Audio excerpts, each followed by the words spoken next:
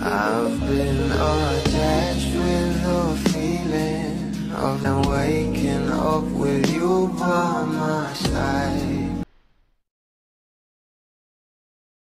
Kung maalala nyo nga guys, talaga namang nag-trending sa social media ang pagsagot ni Kuya Robby sa isang bashers na kung saan ay talaga namang pinag-uusapan na.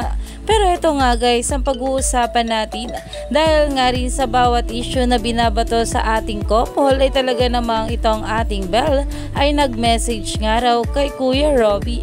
Na ayon nga guys dito, nag-message sa akin si Belle saying na, "Hi Kuya, I hope you are okay. She was so nice for telling me na rest assured my true fans will not harm you in any way. Hindi sila ganoon.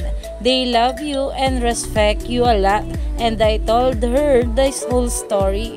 We're good, we're okay. Iyan nga guys, na alam naman natin na ito nga si Kuya Robby ang president nga ng ayuda para sa ating mga bula patungkol sa ating couple, dahil talaga namang kapag si Kuya Robby na nga ang bumanat ay paniguradong ayuda malala ito para sa ating mga bula.